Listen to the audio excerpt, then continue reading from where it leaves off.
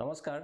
গৌৰৱ গগৈয়ে যেতিয়া প্ৰথমবাৰৰ বাবে নিৰ্বাচনত অৱতীৰ্ণ হৈছিল আৰু কলিয়াবৰ লোকসভা সমষ্টিৰ পৰা প্ৰতিদ্বন্দ্বিতা কৰিছিলে, তেতিয়া গৌৰৱ গগৈয়ে মাছটোক মতা নে মাইকী সেইটোও নাজানিছিলে। গৌৰৱ গগৈয়ে কৰা মন্তব্য, মাছক লৈ কৰা মন্তব্য, মতা মাছ মাইকী মাছৰ প্ৰসংগত গোটেই ৰাজ্যজুৰি এক প্ৰতিক্ৰিয়াৰ সৃষ্টি হৈছিলে। কিন্তু সেই গৌৰৱ গগৈয়ে প্ৰথম বছৰ যেতিয়া সাংসদ হিচাপে নিৰ্বাচিত হৈছিলে, নিশ্চিতভাৱে তেতিয়া কলিয়াবৰ সমষ্টিত প্ৰয়াত তৰুণ গগৈৰ ভূমিকা আছিলে, তৰুণ গগৈৰ প্ৰভাৱ আছিলে। হয়তো সেইকাৰণেই প্ৰথমবাৰৰ বাবে যেতিয়া নিৰ্বাচিত হৈছিলে হেলাৰঙে নিৰ্বাচিত হৈ গৈছিলে। কিন্তু দ্বিতীয়বাৰ যেতিয়া পুনৰ গৌৰৱ গগৈয়ে প্ৰতিদ্বন্দ্বিতা কৰিলে, পুনৰ কলিয়াবৰৰ ৰাইজে তেওঁক নিৰ্বাচিত কৰিলে। কিন্তু প্ৰতিবাৰৰ দৰে, প্ৰথমবাৰৰ দৰে দ্বিতীয়বাৰ যেতিয়া তেওঁ নিৰ্বাচিত হ'ল, এই কথাটো আমি ক'ব পাৰি যে প্ৰথমবাৰ যি তেওঁৰ পিতৃৰ প্ৰভাৱ, সেই প্ৰভাৱৰ ফলত তেওঁ জয়ী হৈছিলে। কিন্তু দ্বিতীয়বাৰ তেওঁৰ নিজৰ দক্ষতা আৰু পাৰফৰ্মেঞ্চৰ ফলত তেওঁ জয়ী হৈছিলে। অৰ্থাৎ তেওঁৰ যি প্ৰদৰ্শন, সংসদত তেওঁৰ যি ভূমিকা, সেই ভূমিকাৰ ওপৰত ভিত্তি কৰি পৰৱৰ্তী সময়ত দ্বিতীয় টাৰ্মৰ বাবে ৰাইজে তেওঁক নিৰ্বাচিত কৰিছিলে। এই কথা ক'লে ভুল নহ'ব। কিন্তু এইবাৰ সাংসদ গৌৰৱ গগৈ কলিয়াবৰত নাই। এইবাৰ কলিয়াবৰৰ পৰা তেওঁ সলনি হৈছে, যোৰহাট সমষ্টিত তেওঁ প্ৰতিদ্বন্দ্বিতা আগবঢ়াইছে। আৰু যোৰহাট সমষ্টিত পূৰ্বৰ যি বিজেপিৰ সাংসদ তপন কুমাৰ গগৈৰ সৈতে গৌৰৱ গগৈৰ এইবাৰ প্ৰতিদ্বন্দ্বিতা হ'ব। ইতিমধ্যে যোৰহাট সমষ্টিত বিভিন্ন ধৰণৰ ৰাজনৈতিক কুচকাৱাজেৰে ৰাজনৈতিক যি পৰিৱেশ, বাতাবৰণ, সেয়া এক প্ৰকাৰ উত্তাল কৰি তোলা পৰিলক্ষিত হৈছে। যি গৌৰৱ গগৈক প্ৰতিজন বিজেপি নেতাই ইটিকিং কৰিছিলে, তেওঁ অসমীয়া নাজানে বুলি কৈছিলে, তেওঁ ভাষাটো ভালকৈ ক'ব নোৱাৰে বুলি কৈছিলে, তেওঁ যোৰহাটৰ চুকে কোণে কি আছে সেইবিলাক একো নাজানে বুলি কৈছিলে, গৌৰৱ গগৈক সৰু বাচ্চা বুলিও কৈছিলে, সৰু ল'ৰা বুলিও কৈছিলে, তেওঁ ৰাজনীতি একো নাজানে, তেনেধৰণৰ মন্তব্য গৌৰৱ গগৈৰ সন্দৰ্ভত বিজেপিৰ বাঘা নেতাসকলে তেওঁৰ সন্দৰ্ভত কৰি থৈছিলে। কিন্তু সেই গৌৰৱ গগৈ এতিয়া মূৰৰ কামৰণি হৈ পৰিছে শাসকীয় বিজেপি দলৰ বাবে। বিগত কিছুদিনৰ প্ৰচাৰ যদি পৰিলক্ষিত কৰা হয়, তেনেহ'লে দেখা যাব যোৰহাট সমষ্টিখনত গৌৰৱ গগৈৰ বিৰুদ্ধে প্ৰচাৰ চলাবলৈ গোটেই বিজেপিৰ কেবিনেট মন্ত্ৰীসকল, গোটেই কেবিনেটখন যোৰহাট সমষ্টিত নামি পৰিছে বুলি ক'লেও ভুল কোৱা নহ'ব। মুখ্যমন্ত্ৰীৰ পৰা আৰম্ভ কৰি সকলো ধৰণৰ মন্ত্ৰী, নেতা, সকলো ধৰণৰ তেনেকুৱা তেওঁলোকৰ শীৰ্ষ পৰ্যায়ৰ নেতাসকল যোৰহাট সমষ্টিত নামি পৰিছে গৌৰৱ গগৈক হৰুৱাবলৈ। যদি গৌৰৱ গগৈ একো নাজানেই, যদি গৌৰৱ গগৈ ৰাজনৈতিকভাৱে পৰিপক্ক নহয়, যদি গৌৰৱ গগৈ বাচ্চা হয়, তেনেহ'লে সেই গৌৰৱ গগৈৰ বিৰুদ্ধে প্ৰচাৰ চলাবলৈ গোটেই কেবিনেট কিয় নামি পৰিব লগা হ'ল, এয়া এটা তাৎপৰ্যপূৰ্ণ বিষয়।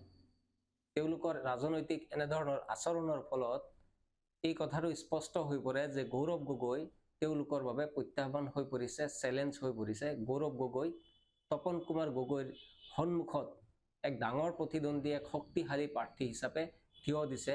আৰু গৌৰৱ গগৈ সেইগৰাকী নেতা, যিগৰাকী নেতাই সংসদত নিজৰ যি দক্ষতা, যি অদম্য তেওঁৰ সাহস আৰু তেওঁৰ যি ৰাজনৈতিক পৰিপক্কতা, সেয়া তেওঁ সদনত প্ৰদৰ্শন কৰিছে। কিয়নো আজিৰ তাৰিখত অসমৰ সকলো সাংসদৰ ভিতৰত, 14গৰাকী সাংসদৰ ভিতৰত যদি কোৱা হয়, গৌৰৱ গগৈক যদি নম্বৰ দিব খোজা হয়, তেনেহ'লে হয়তো যিসকল বিজেপি কৰে, যিসকল ৰাজনৈতিকভাৱে পৰিপক্ক, ৰাজনৈতিকভাৱে সচেতন, তেওঁলোকে হয়তো 10ৰ ভিতৰত 9 নম্বৰেই গৌৰৱ গগৈক দিব।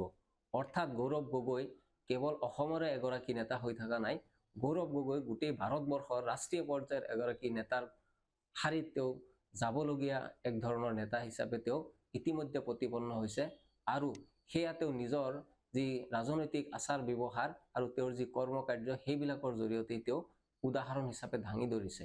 গৌৰৱ গগৈ এজন যোগ্য নেতা, এজন দক্ষ নেতা, এজন সাহসী নেতা, এই কথা সকলোৱে মানি লৈছে। যিহেতু এইবাৰ কলিয়াবৰত গৌৰৱ গগৈ নাই, যোৰহাটত গৈছে। গৌৰৱ গগৈৰ নিচিনা এগৰাকী সাংসদ, এগৰাকী নেতা, যি সকলো সাংসদৰ ভিতৰত 1 নম্বৰত উপনীত হ'ব পৰাকে গুণ আছে, তেনে এগৰাকী সাংসদক ৰাইজে আদৰি যদি নলয়, তেনেহ'লে এয়া অত্যন্ত দুৰ্ভাগ্যৰ বিষয় হ'ব। কাৰণ সংসদত সেইগৰাকী ব্যক্তিক পঠিয়াব নালাগে যিসকলে মনে মনে গৈ বহি থাকিব, নেতাৰ ভাষণ শুনিব আৰু ওলাই আহিব মনে মনে। এনেধৰণৰ নেতা সদনত বিশেষকৈ পঠিয়াব নালাগে। গৌৰৱ গগৈৰ নিচিনা সিংহৰ দৰে গৰ্জন কৰিব পৰা নেতা সংসদত পঠিয়াব লাগে, যিসকলে যি প্ৰকাৰৰ নেতাই হওক, যি উচ্চ পৰ্যায়ৰ নেতাই হওক, তেওঁ যাতে সেই নেতাসকলৰ লগত তৰ্কত তেওঁ নামিব পাৰে, যুক্তি তৰ্কৰে যাতে তেওঁলোকক থকা সৰকা কৰিব পাৰে, নিজৰ প্ৰাপ্য অধিকাৰ, দেশৰ যি পৰিস্থিতি, সেই সন্দৰ্ভত যাতে সঠিক যুক্তি তেওঁ দাঙি ধৰিব পাৰে, এনেধৰণৰ নেতা গৌৰৱ গগৈ। সেই গতিকে গৌৰৱ গগৈৰ নিচিনা নেতাক যদি ৰাইজে আঁকোৱালি নলয়, এয়া ৰাজনৈতিকভাৱে এক দুৰ্বলতাৰ পৰিচয় দিয়া হ'ব। তপন কুমাৰ গগৈ পূৰ্বৰ পৰাই সাংসদ হৈ আছে। তপন কুমাৰ গগৈৰ সন্দৰ্ভত আমি একো ক'বলৈ নাযাওঁ, কাৰণ তপন কুমাৰ গগৈৰ যি সংসদত তেওঁৰ যি ভূমিকা, সেয়া আমি সকলোৱে প্ৰত্যক্ষ কৰি থৈছোঁ। অসমৰ নিচিনা এখন ৰাজ্যৰ পৰা এগৰাকী সাংসদ যেতিয়া দিল্লীলৈ যায়, তেতিয়া ৰাইজে বহুত আশা কৰে যে তেওঁলোকৰ হৈ সাংসদগৰাকীয়ে মাত মাতিব।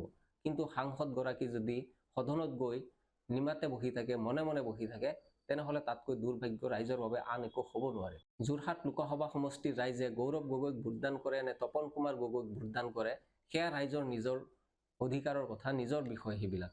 কিন্তু সাংসদ হিচাপে গৌৰৱ গগৈ যে এজন যোগ্য আৰু দক্ষ, সেই কথা সকলোৱে স্বীকাৰ কৰিবই লাগিব। সেই গতিকে ৰাইজে এগৰাকী যোগ্য আৰু উপযুক্ত নেতাকহে সদনত পঠিয়াব লাগে, কাৰণ অসমৰ যি পৰিস্থিতি, সেই সন্দৰ্ভত সঠিক তথ্য, সঠিক যুক্তি যদি আগবঢ়াব পাৰে, তেনেহ'লে গৌৰৱ গগৈৰ নিচিনা ব্যক্তিয়ে আগবঢ়াব পাৰিব।